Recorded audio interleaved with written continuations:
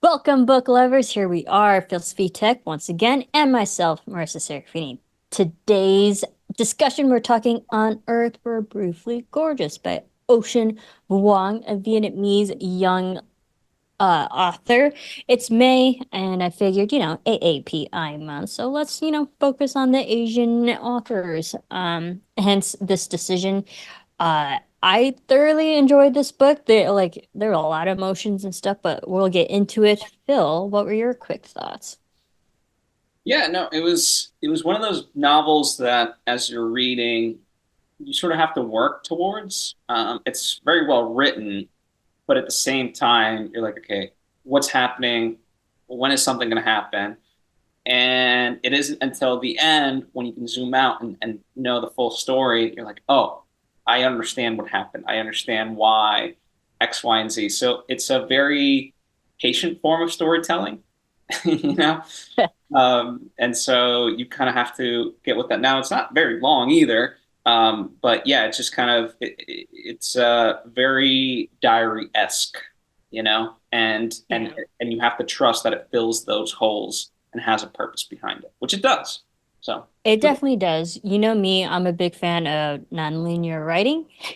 And so, like, we were both editors. I think for me as a reader, I understood in the way, like, oh, okay, you got your little pieces of puzzles here and there. Eventually, they'll come together.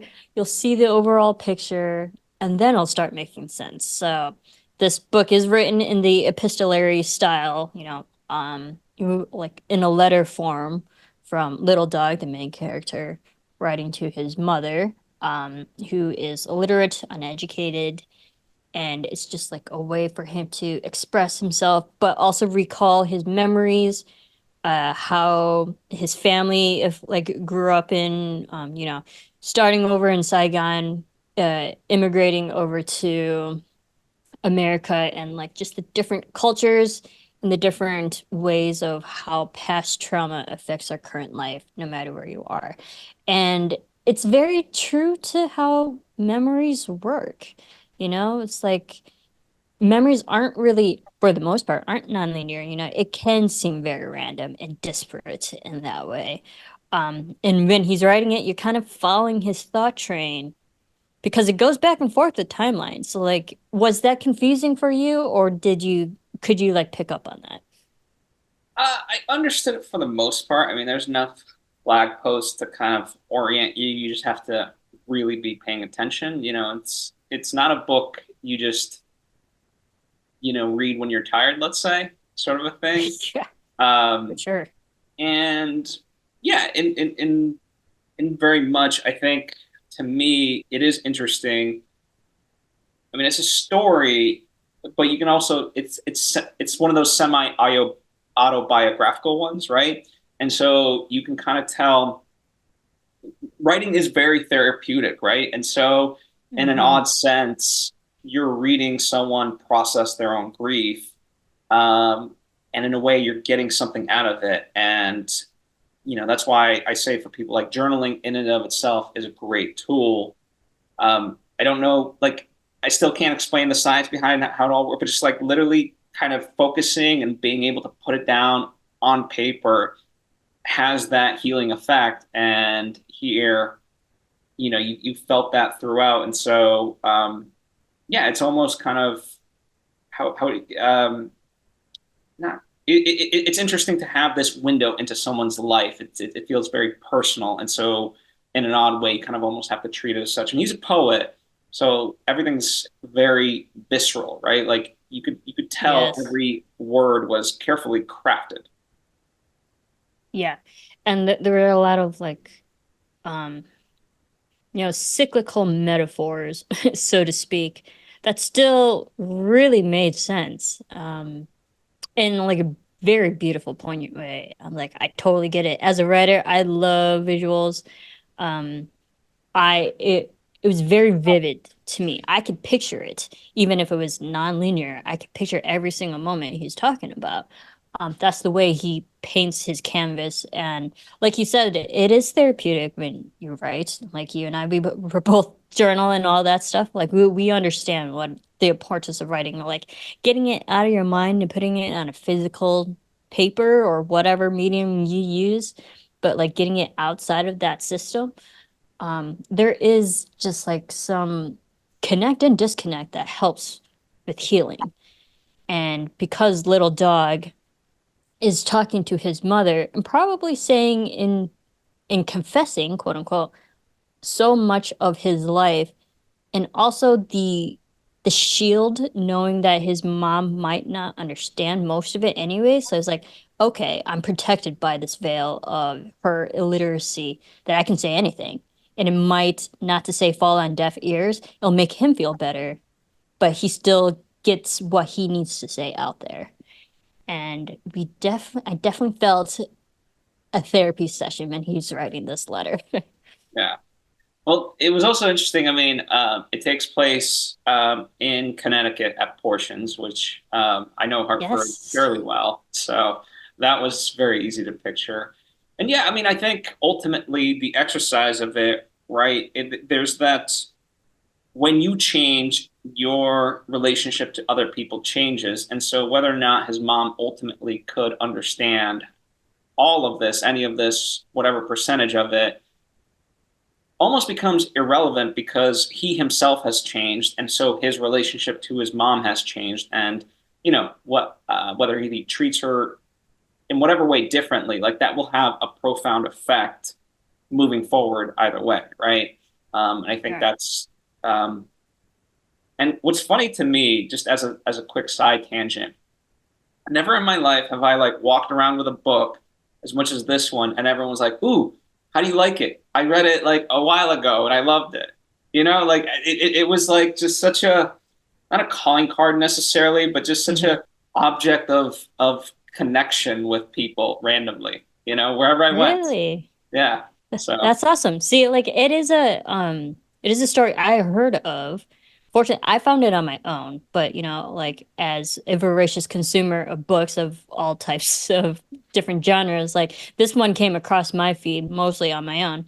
And no one told me to read it. I was like, this sounds great. It's May. Let's focus on AAPI. And then from reading it and then hearing other people enjoying it, connecting it into that way. I was like, oh, this is a more common book than most people think or like would know, even though it came to me pretty singularly. I'm like, oh yeah, that's cool. I still haven't had anyone that I know other than you who have read this book too. So hopefully we're doing our job and like telling other people to read it because we'll get more into it. But I thoroughly enjoyed it, and I think it's definitely a book that more people should be aware of and read. And it should be one of those books that's like taught in schools because there's a lot of different aspects and themes that are also very universally important too. Getting into the culture aspect, and the culture shock mostly that little dog and his family experienced moving from Vietnam to Connecticut. Like you're familiar with Connecticut. I'm not. I'm from the Midwest, so we both have this like certain level of urbanness and ruralness going from, and also different countries. Like you and I were both immigrants too. So like what were your thoughts of the culture shock that little dog and his family kind of had to face with the racism, with just how people treated each other? What were your thoughts? yeah, I thought it was interesting on, in many ways, right? Vietnam was a cause of American politics and involvement, right? And so, you get sort of displaced. I mean, who knows what would have happened without the involvement of the Americans? But either way, like that was, big cause of it. We can speculate otherwise, but and so to then essentially go to a place where you think you're going to be safe and kind of opened up to, and that not necessarily being the case is very interesting. And yeah, I mean, you look at New York, and of course, like in the early 1900s, you had like the Irish Wave or whatever, right? But it is interesting, just even now making that connection. A lot of Bosnians fled during the Bosnian sort of Serbian war and things like that, and I did know quite a number of actually Vietnamese people, growing up. Really? And, not that we like talk about it anywhere near this capacity, but it's interesting to kind of now look back at that and see like that this was actually prevalent. Hopefully not the racism side of it, but just like Right. people coming here to escape and try to form a better life.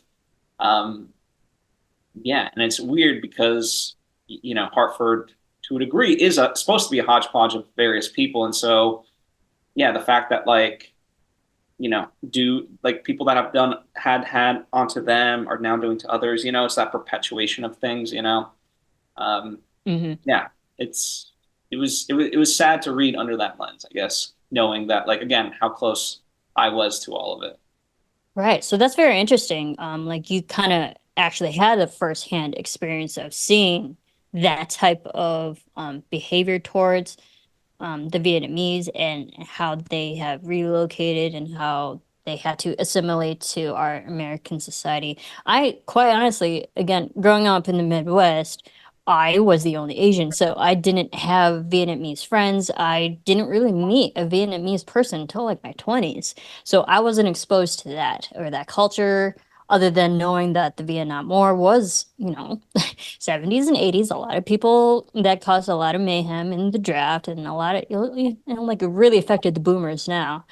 Um, so to see that era and how it affected different generations from Little Dog's mother, um, and her PTSD of seeing an American raid destroy her school, therefore she couldn't go back to school and be educated there, and then also now moving to the country in which they are the people who were responsible for her illiteracy.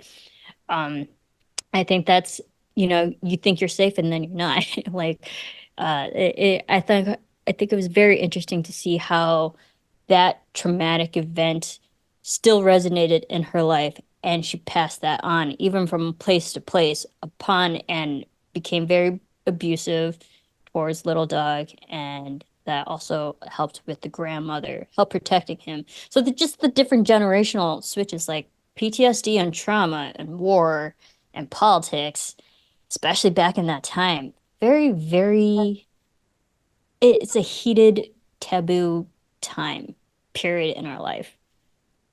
Yeah, very much so. And in a weird way, like you sort of look at kind of what may or may not be happening today, certainly at least a segment of it where this generational divide and it's an ever-present sort of aspect of society where younger generations are upset by younger ones and vice versa.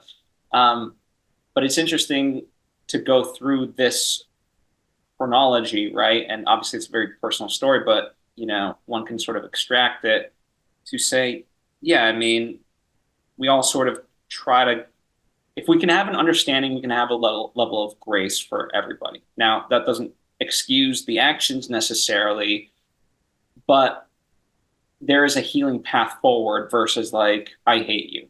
And Mhm. so, yeah, for all those reasons, like, I mean, the story can get very dark at points and things like that. And yet, for all of it, not saying it's, a perfect bow by the end or stuff like that, but there is this hope, this optimism, you know, um, and I think that's a very true to life aspect of it. And I very much appreciate stories like that because life's not easy. Life's not, life's very messy. Um, Very, very messy. you know, And at the end of the day, you have to remember we're just all human too. But what I enjoyed was how we saw how it affected each of these main people differently. You had little dog who was fortunately at a young age, and kids are resilient, like very adaptable and permeable in the way that we can just adjust to their society and surroundings. Whereas when you're adults, it's kind of harder to get out of your ways. It's just the way that, you grow up. But what I enjoyed was the grandmother. Like she was also dealt with abusive parents, had trauma and PTSD in her life as well. But she kind of also embraced the American culture. Like Yeah, she became a prostitute for American GIs, but she also, was part of American product too. So you kind of saw like the in between of the mother, who's like all Vietnamese, the son who's more American than anything, and then the grandma who's kind of in between. So you got the different levels of how the culture really affected their lives. Yeah, absolutely. And, that just becomes a natural byproduct of it. But yeah, to a degree, you try to hold on to what you can in the ways that you can. Um, but even, yeah, you sort of like with the grandmother, yeah, you know, adapting becomes a necessary part of survival in many aspects, right? Hmm. Um, there's a friend we know, and her mom is Latina, but she almost like disinherited that whole side of her to try to be more white, to be more successful. Now she regrets in hindsight, but it worked, you know? Yeah, And so it's a very, yeah, fascinating thing. And certainly, the whole aspect of being like quote unquote colorblind and stuff like that, right? Taking it back to the racism, like, yeah, we would like to be in a society that, people can be propped up on an equal level, but we're not there yet. And so to just dismiss it, it's like, no, that's wishful thinking in many ways. Like you're not colorblind. absolutely. And I love how you say it's people do things for survival. Code switching is a real thing. Um, I definitely understand that. Like if you listen to my voice, I sound more American. Or like, and even yourself, it's like we sound more American than anything. If you just blindly heard us, you think like, oh yeah, totally American. You probably would not guess that I'm Filipino. Like again, color blindness is like what I had to do to be accepted by my peers in the society that I grew up in. Code switching and survival and like in order to be successful is a real thing. Um, and I see that with Little Dog, the main character. Like he was coming from like, oh, he understood the old way of the Vietnamese way. Now he had to switch ways to um, cohabit with his peers. And then he's also now in like learning about his sexuality. And so that kind of introduces Trevor at him in his teenage years. When Little Dog was young, he had a summer job, worked on a farm, and the the farm boy Trevor was his first real relationship, sexual relationship, emotional relationship, and this is where like Little Dog's really discovering himself. So on top of just racism and his culture, now he's learning about his sexuality to add it to make teenagehood even more confusing. What were your thoughts of this and how this relationship developed, how it really helped build the character of Little Dog? Yeah, I mean, me, I love coming of age stories, and in many ways, right, like your first sort of love and things of like nature, it's always difficult, right? Like Hmm. even under heterosexual terms, it's not smooth sailing, right? And so this just adds further to that. I mean, in many ways, I almost think it's like any kid that makes it out of puberty, it's just a miracle. Like we're just so heinous on each other for no reason because we're all ultimately just deeply scared of anything happening to us. Um, and so, yeah, I sort of viewed it from that lens, and yeah, just was affected. I felt for him and what he was going through, essentially. To put it short. Right. And I think I felt for him for the fact that unfortunately queerness, homosexuality is still unfortunately our society is still not just fully accepting. We're more accepting than we are 20 years ago for sure. And definitely 30, 40 years ago from when the story actually started. We're in a better place now, but we're still not fully there. So it's frustrating that it's unfortunately maybe it might not even be in our lifetime that to the point where everyone's on an equal playing field. So when you see Little Dog learning about the sexuality part of him, finding out who he is, and even with Trevor, asking him is like, "Are you going to be gay for the rest of your life, or is this quote unquote just a phase?" In that type of way, and Trevor realizing this is just it might be a temporary thing, but little dog realizing like, no, this is who I am. Um, and him coming to terms with that also is just like, oh man, I just wanted to give him a hug. I was like, yeah, I know, guys. It sucks. One, it's hard being Asian. Two, it's hard being queer. I definitely understand that, and it's hard to realize that and also be open about it because it was still very open. I don't think anyone else knew about that relationship other than Trevor and Little Dog. That was still a very private relationship. Um, I mean, it's now public now. He wrote it, but back then, that was a very intimate situation in which he was in. That unfortunately, just the world and the society he was in, he didn't feel safe enough to tell anybody else yet. Yeah, I mean, even as family, right? Like, forget society at large. It's like, you, you, and in many ways, it's like you don't even necessarily know how people would react in your own family, because of the norms and pressure of society. But it becomes like one and the same, right? And so, based on his history, it's like, okay, uh, there is an unacceptance of him in general, right? And so, to tie it back to code switching, it's like you literally have to continue shifting yourself to morph into something else in order to be accepted, successful, whatever. This is another one of those things of like, oh, this is not acceptable. So Right. yeah, how do I deal with that? Yeah, and it's also like unfortunately he is in the like this is the first time he's learning it. He's in a position where no one else can really teach him. His grandma couldn't teach him. His mother certainly couldn't teach him. I mean, his mother bought him a bike purely out of just because it was the cheapest and it ended up being pink. But the mother didn't have the wherewithal to know like, oh, pink is usually labeled for girls. And unfortunately, our society is like, oh no, you're a girl, you're gay. Hence the bullying from his fellow peers, and he didn't know that either. That like we label something such as colors, which is really unfortunate.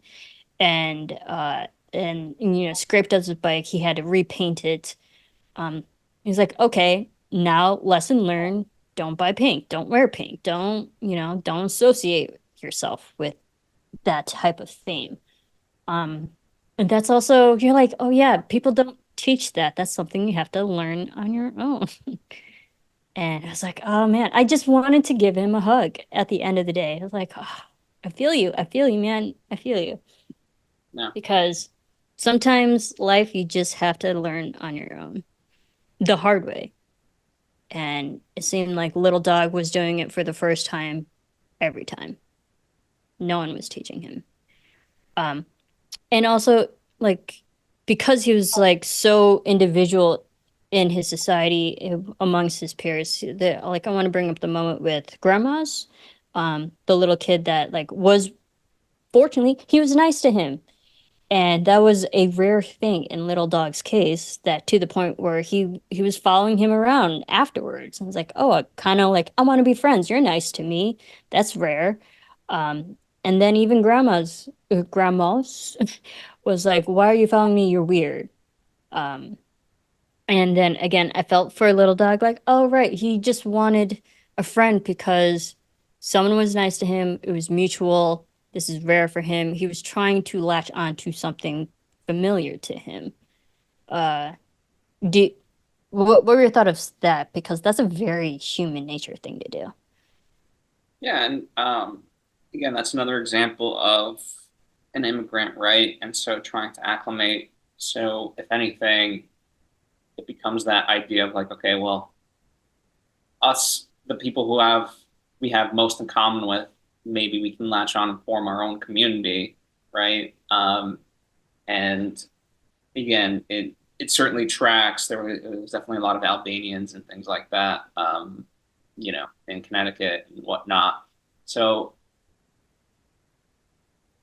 yeah, it just kind of furthers that aspect that in a weird way, it highlights this notion that while the rest of society is being infinitely creative at finding ways to divide you, you're trying to be so desperate to find anything you can latch on of like, hey, you and I have this similar. Can we just connect and bond on that entirely? And like let's just go and forget the rest of the Right. differences. Like we have this one thing. So that's what it kind of represented to me was that aspect of it of like, can we just reverse the perverse aspects of all of it and just start to find the humanity within all of us? Yeah. Yeah, I totally agree. And it was one of those moments. I was like, yeah, he found a common thread that he just like kept on tugging and was hoping for something to build something upon that. And again, very human nature, that need for connectiveness. And sometimes that's the only way we do connect with other people. We have to find that common ground. And he was so different from everybody else. And once he found it, he did everything he could to latch onto it. Um, very, very human. And you know, and just us trying to find acceptance amongst our peers. Also, I want to talk about the theme of impermanence. And so there was a lot of, again, he is a poet, very metaphorical in the sense, but there's this running theme of everything in life when it comes to people, things, very impermanent and temporary. What were your thoughts of that? Yeah, I mean, I think it's a astute observation. You know, there's that quote, "You never step in the same river twice," Yes. right? So, you know, whether you want to or not, life is ever changing, and for better or worse, so are you. And what does that mean, right? Like,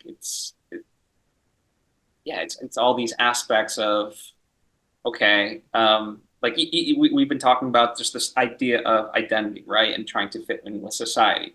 But if the goalposts of society keep moving, you know, it's very hard to Yeah. do that. So, um, you know, yeah, that's the way I look at it. Yeah, no, I love that because it also kind of shows you just how short life is. And what we decide to focus so much of our attention on is like, is this worth being upset at for the next 5 years or the next 5 minutes? You know, and it's like it's very, very reflective of how we see life. And especially, and I think you and I, we both can understand the idea of location is permanent. We're both transplants. We're both, we understand what it's like to move, be nomadic, change your ways, and adjust to your surroundings. And everything is temporary, nothing lasts forever. Um, and I think some people get so stuck in their ways that they want things to stay the same and not change. And I think that was the problem of the mother. She couldn't fully adjust to the American way of life. And that's where I felt for her. Is like, I understand also the level of education that she had, the limited level. There are statistical facts that people who are higher educated are better, like have better understanding and can adjust to hardship um, better and and face adversity more better than someone who's less educated. And I think that's why Little Dog could adjust and the mother couldn't and struggled for so many years because she just couldn't get out of that. And I think it's also based on her limited education. Yeah, you know, and that's always very unfortunate in that way. And yeah, it's just you're holding on to something that you want so desperately to be true, and part of that, you know, I mean, part of why people fear change is they would like some certainty, you know. Hmm. And so, in many ways, uh, you know, when you're facing the great unknown, so to speak, it yeah, it's very difficult. Now, you know, you can either embrace it or, I mean, rail against it, but either way, it's going to happen, unfortunately. So, Yeah. We haven't talked so much about the grandma who played a very, very significant role in Little Dog's life. She would protect Little Dog when the mother was being abusive, like physically shield him from, the abusive hits and the physicality of it. But also she helped Little Dog see the world in a very open manner, in the sense that, like, in the bigger picture. Um, and while Little Dog would help pluck out her gray hairs, that, like, she would help reward him with stories of her past and her memories. So what were your thoughts of the grandma and how she played a vital role in his life? Yeah, I mean, I think it represents that. I mean, not only did she like regale him with the stories, I remember at certain points, like she would essentially tell the same story over. Hmm. Um, but he enjoyed that because she had that sort of way of telling it. And I think that is important because it's an example, A, of just being seen, right? When you get to tell people your story, um, they see you better, right? I mean, that's why we read novels and, watch movies and music, and art in Yeah. general. And then the second part of that is it continues, your tradition. And even if not necessarily tradition, but just by knowing sort of where you came from, you're going to have that greater appreciation, you know, um, of yourself, the people around you, um, all that stuff, right? And so that's, I think the grandmother, yeah, it was both therapeutic but also purposeful. That sort of duality of it all. Absolutely. And I think it's it always gets to the point, and well, maybe I shouldn't say always, but when we experience something as big as loss, and death, that it's like those moments in our life really makes us reflect. Where do I came from? The impermanence of life. Um, and with Little Dog and the family now taking care of the grandmother who's ailing, who's about to, like, literally face four. She's at the end of her life. It forces him to reflect his life and how they started, go back to the roots, go back to the family history, why they are the way they are, how they ended up where they are. And that, so, like, you really start with the grandma. She's kind of the reason why all this really started off. And but it's also like you appreciate her more too when you reflect on where they came from and how it affected your life, because had they not gone through it, you would not end up where you are and who you are, the person today. So, like, I really felt for when the grandma did pass, because it's like, oh, this is the first person in his life where who, like, understood him, took care of him, and it's just a big loss for him. So, like, the grief, going through grief, like, all right, who else do I have in my life that have played vital roles too? And hence we get all these people um in the story. Yeah, and it is that sort of upbringing where it takes a village. You get as many people on board, and so um, I think in general, losing a grandmother tends to be one of the sort of first losses any kid can have, right? Hopefully, it's not at least until way later, but generally that tends to Right. be the case. Um, but also, a lot of people that I know, you know, they see their grandparents like a couple times a year versus here, it was a true person that was there. And so I think that added a lot and it becomes a lot more formative, right? Um, so it's just interesting to sort of observe that. Nothing else. Yeah, absolutely. Um, so anything else about this book that we may have missed, or any certain moments that what were some of your favorite moments, or things that stuck out to you the most? Um, I think just the rawness and honesty with which everything was written, nothing was really held back. Um, and I don't think it was being in your face for any of those moments. Like again, like it is a first person sort of account in that way as it's being written, because it's a letter.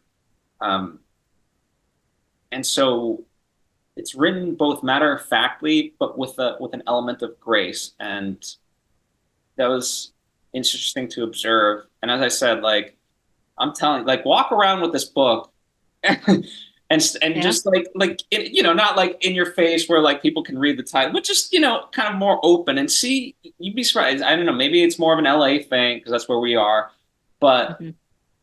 there's a big connection for a lot of people with this book, and you know, no one that I met was Vietnamese in terms of who I spoke to in terms of reading this book. So the fact that it has this level of connection for people um, is wild, and it is a very unconventional book. It's not a straight narrative. It's really No, it really so isn't. um, That's what I really enjoyed about this book too, because, and I think we were talking about the author, Ocean Vuong. He is an immigrant from Saigon and he moved to Hartford, Connecticut. So, like you said, autobiography in that way. But it's also, it's very, at the end of the day, everyone's human. We all have gone through loss. We've gone through war. We've gone through trauma. We've gone through puberty, realizing our sexuality. We've gone through loves and heartbreaks, and it really doesn't matter what gender you are, what age you are, what color you are. We're human. Humans go through the emotions and the ups and downs of life. And I think that's what everyone can connect to in this book is that you take away the fact that he's Vietnamese, like this could be any human. It's like seriously switch it out with anybody. Like we've gone through loss. We understand that human level. And I think that's why this book really hits hard emotionally. And I think it's one that should be taught. It should, like, teachers should teach this in their English classes, literally. Um, and I love how the author was very, very self aware like, hey, my mother wasn't educated. So I'm going to be educated. I'm going to break that cycle. I'm going to be educated. I'm going to teach my ways. And then also successfully and effectively explain and tell my story in a way that other people will understand. And that's a rare thing. And that's the beautiful thing of this book. Like Unearthed or Briefly Gorgeous, it's like the beauty of life is in everything, no matter how long or how short it lasts. and it's a great title. I mean, it's a It very is a great evocative title. title. The word gorgeous, whether you can apply it physically, but also internally and stuff like that, right? And the use of the word briefly, that is open for interpretation, right? You mean Hmm. briefly as in our whole lifetime is brief, or briefly there's moments when we're good, but then other times when we're not so good, and so forth, right? So you know, there could be a whole discussion just on the title itself. Absolutely.